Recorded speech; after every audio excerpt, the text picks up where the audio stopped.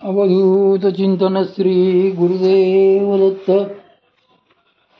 माझ्या सर्व साधक बंधू भगिनींनो, आपण परमपूज्य श्रीदादा लिखित म्हणून साधका तू माऊली हे पुस्तक वाचायला घेतलं आहे. आज आपण वाचेची व्याख्या बघणार आहोत. काल आपण कृपेने प्रगटणारे सारस्वत पाहिले. आज वाचेची व्याख्या. भगवतीच्या कृपेने, सद्गुरु कृपेने जे सारस्वत पिकते त्यालाही काही विशिष्ट क्रम असतो, पद्धती असते. जेव्हा ती भगवती शक्ती साधकाच्या ठिकाणी क्रिया करायला लागते तेव्हा प्रथम ती मूलाधारामध्ये क्रियारत होते. मूलाधारामध्ये शक्तीची क्रिया सुरू झाली की साधकाला शास्त्रे कळायला लागतात. अपरिचित गूढ विद्याही मग त्याला परिचित सुलभ वाटायला लागतात. वेगवेगळ्या गद्य पद्य रचना त्याला कराव्याशा वाटू लागतात. देव सद्गुरू यांच्या स्तुतीपर असे काहीतरी त्याला स्फुरायला लागते. अशा वेळी भगवती शक्तीच्या कृपेने सारस्वत प्रगट होऊ लागलेले आहे असे समजावे. शक्ती मूलाधारात मध्यमेच्या दादराने पहिल्या पायरीवर आलेली असते आणि त्या योगे अनेक साधकांना साधनेत काव्यस्फूर्ती होऊ लागते. काहीतरी काव्य रचावे, काहीतरी लिहावे असे त्यांना वाटू लागते. मग त्या साधकाच्या मुखातून अनायासे वेगवेगळ्या रचना प्रस्फुटित होऊ लागतात. त्याच्या मनात काव्य साकार होऊ लागते. याच प्रक्रियेला अनुलक्षून माऊली साधकाला वाचा प्राप्त झाली असे म्हणतात. जो साधक सारस्वत प्रगटीकरणाच्या दृष्टीने पूर्वी मुका असतो त्यालाच ही वाचा सद्गुरु कृपेने प्राप्त झालेली असते. जेव्हा मध्यमेच्या मार्गाने भगवती मूलाधारातून स्वाधिष्ठान चक्रामध्ये येते तेव्हा ती साधक जीवाच्या सगळ्या विषय वासना ढवळून काढते. अशा वेळी त्या साधकाला आपल्या प्रापंचिक विषयांची, आपल्या दृढ वासनांची खरीखुरी जाणीव व्हायला लागते. माझ्यासारखा पापी, विषयांनी लिप्त कोणी नाही, माझ्यासारखा दुष्ट, खल, कुटील, कामी कोणी नाही असे मग त्याला वाटू लागते. म्हणून सद्गुरूंना अंतःकरणपूर्वक शरणागत होऊन तो क्षमा प्रार्थना रूप काव्यरचना करू लागतो. त्याच्या काव्यामधून त्यामुळे अपार करुणा प्रगटते. जेव्हा साधकाची अशी शरणागती होऊ लागते आणि त्याच्या मुखातून स्व अपराधांच्या जाणीवेने क्षमायाचनेचे बोल निघू लागतात तेव्हा समजायचे की भगवती शक्ती दुसऱ्या पायरीवर स्वाधिष्ठानावर आलेली आहे आणि ती तेथे क्रियाशील आहे. माऊलींच्या परिभाषेत ही देखील एक वाचाच असते. माऊलींची परिभाषा. भगवान श्री ज्ञानेश्वर माऊलींनी 18व्या अध्यायात सारस्वत प्रगटीकरणाचा सुंदर पारिभाषिक क्रम सांगितलेला आहे. ते म्हणतात की वाचे बरवे कवित्व, कवित्वी बरवे रसिकत्व, रसिकत्वी परतत्व, परश जैसा. याच क्रमाने भगवतीच्या कृपेने सारस्वताचे प्रगटीकरण साधक हृदयात होत असते. यातले मूलाधार आणि स्वाधिष्ठान चक्राचे पहिले 2 टप्पे वाचेचे असतात. तेथून पुढे भगवती मणिपूर चक्रात येते. तेथे 10 पाकळ्यांचे कमळ म्हणजेच 10 मातृकांचे स्थान असते. भगवती जेव्हा त्या चक्राची शुद्धी करू लागते तेव्हा खरा वाघविलास सुरू होतो. आतूनच स्फूर्तीने अभिनव शब्दरचना साकारून समोर येऊ लागतात. तो साधक जेव्हा असे काव्य आविष्कृत करायला लागतो, अशा स्फूर्तीने बोलायला लागतो तेव्हा त्यालाच माऊली कवित्व असे म्हणतात. आधी वाचा होती, आता कवित्व होऊ लागले. अंतस्फूर्तीने उत्तम रचना व्हायला लागली. आधी जसे संबद्ध स्फूर्तीचे उद्गार मनात येत जातात तसेच तो साधक बोलत असतो. पण नंतर तेच भाव आपोआप काव्यात्मक होऊन बाहेर येऊ लागतात. त्याच्या भावनांना एक वैचारिक बंध येतो, एक छंद येतो, वृत्ते येतात आणि याच कोंदणात अतिशय सौंदर्यबद्ध रीतीने उत्स्फूर्त भावशब्द संकल्पना मांडल्या जातात. यालाच वाचेचे कवित्व होणे असे म्हणतात. बागेतली नैसर्गिकरित्या उगवलेली फुले तर सुंदर दिसतातच, पण त्या फुलांची वेगवेगळ्या फ्लॉवर पॉटमध्ये आकर्षक रचना जर करून ठेवली तर ती आणखी सुंदर दिसतात. त्याचप्रमाणे ती भगवती सर्वप्रथम सारस्वत उगवू देते आणि नंतर त्याची मनोहर रचना करते. यालाच कवित्व असे म्हणतात. वाचे बरवे कवित्व. हे कवित्व देखील मोठे विलक्षण असते. त्या काव्याचे वैशिष्ट्य म्हणजे ते सहज सुंदर असते, उत्स्फूर्त असते आणि शिवाय त्यात भक्तिप्रेमाचा आवेग असतो. आपण जर सद्गुरू समर्थ श्री रामदास स्वामी महाराजांना अभिप्रेत असलेली काव्याची लक्षणे आजच्या कवितेत शोधायला गेलो तर आजच्या किती कविता त्यांच्या कसोटीला उतरतील हे माहीत नाही. सुंदर काव्याचे वर्म यासंबंधी मला एक गमतीशीर घटना आठवते. विदर्भात आम्हा नवोदित कवींचे एक मंडळ होते. एकदा आमच्या त्या संस्थेने वैदर्भीय कवींचा एक प्रातिनिधिक काव्यसंग्रह काढण्याचे ठरविले. त्यासाठी विदर्भातील सगळ्या ज्ञात कवींकडून काव्यरचना गोळा करण्यास सुरुवात झाली. आमच्या गावी जुन्या पिढीतले एक वयोवृद्ध ज्येष्ठ कवी होते. त्यांनी देखील आपल्या कविता त्या संग्रहात समाविष्ट व्हाव्यात म्हणून एक छानशी मुद्रण प्रत तयार केली. जुन्या कविता ज्यांनी वाचल्या असतील त्यांना ठाऊकच असेल की जुन्या पिढीतल्या कवितांना शीर्षके असायची. जसे रांगोळी काढताना पाहून, चिमणी गेलेली पाहून वगैरे वगैरे. त्या ज्येष्ठ कवींनी एक छानशी वही घेऊन त्यात आपल्या कविता लिहून आणल्या. आमच्या मंडळाचा जो सेक्रेटरी होता त्याच्याकडे काव्यसंग्रहाच्या संपादनाचे काम दिलेले होते. तो अगदी अस्सल नवकवी होता.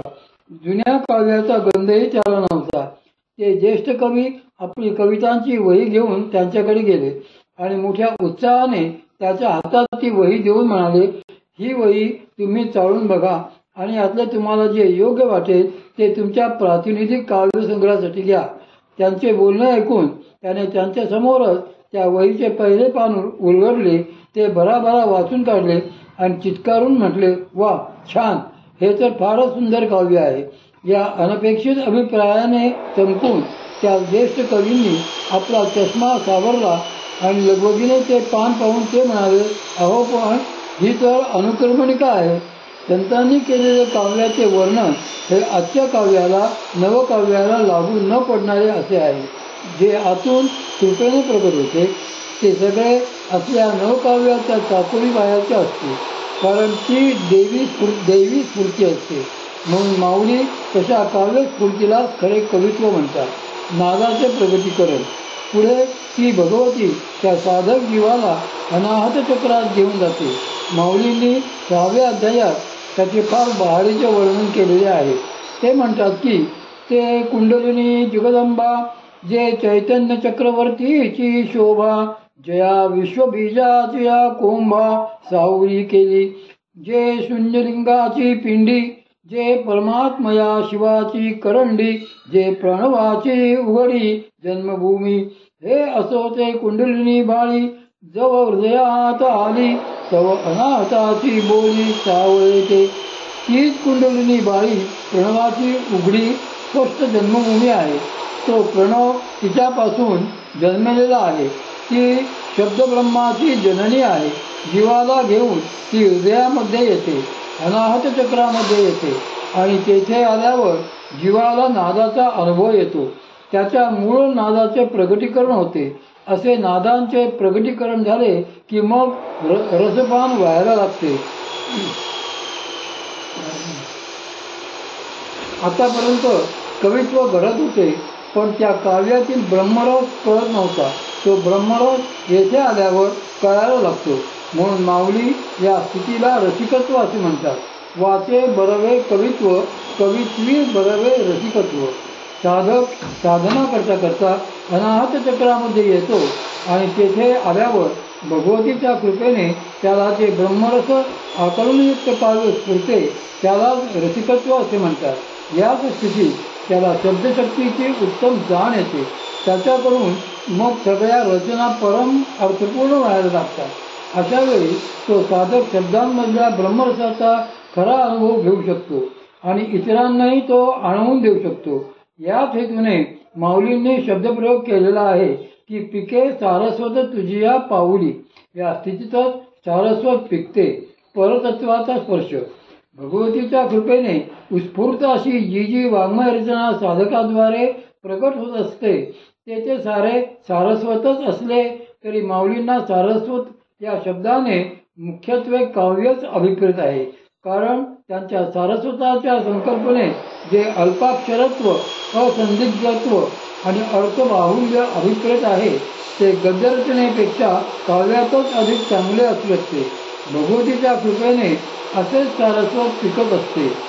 जोपर्यंत पीक शेतामध्ये उभे असते तोपर्यंत त्याचा काहीही उपयोग नसतो. त्याची केवळ निगराणी व राखणच करावी लागते.